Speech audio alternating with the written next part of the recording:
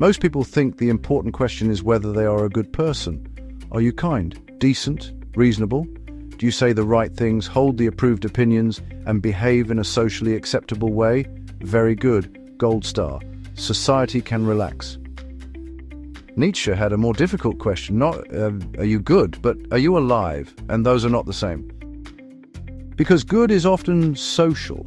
It means acceptable, safe, properly adjusted, a person who fits the moral furniture of the time. But alive? Alive means there is something real in you, some force, some direction, some courage, a life that is not built entirely out of caution, imitation, and the desire to be approved of.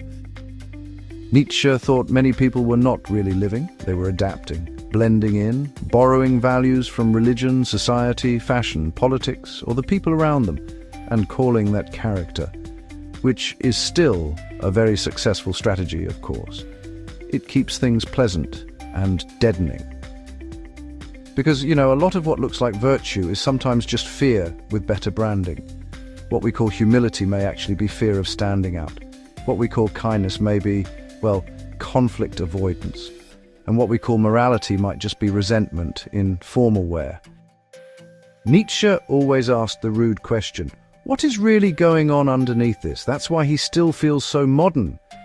He would look at our careers, our opinions, our identities, even our carefully managed sincerity and ask, did you choose this? Or did you simply learn how to defend it?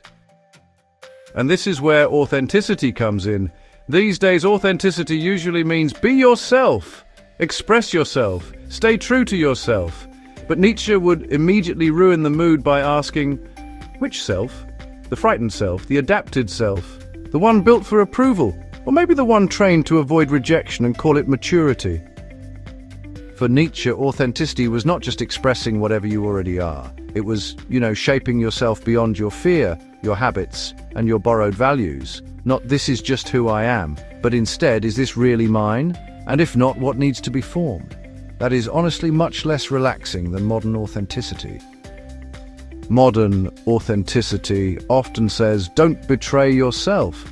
Nietzsche's version says, don't confuse yourself with your current conditioning. That actually lands in very ordinary places. At work, people often choose what is respectable before they choose what is alive. In public, people often choose what sounds moral before they choose what is true. In private, people often defend the life they have rather than admit it no longer fits. And then they call this stability. Sometimes it is stability, sometimes it is a well-organized disappearance. Nietzsche's point was not that you should become selfish or dramatic or bold in some theatrical sense. His point was that a real life cannot be built entirely on borrowed permission.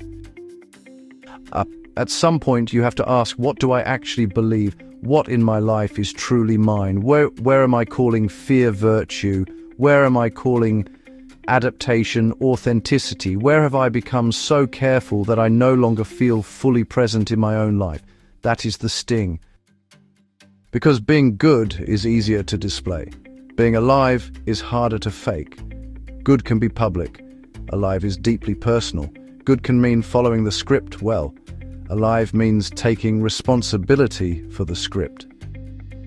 And that is why Nietzsche still hurts, not because he tells us to be cruel, but because he removes some of our nicest excuses. He asks whether your values are really yours, whether your morality is strength or camouflage, whether your authenticity is real or just a softer, more fashionable form of obedience. Nietzsche's question was not whether you are good, but whether you are alive. And unfortunately, that question does not go away just because you are well behaved.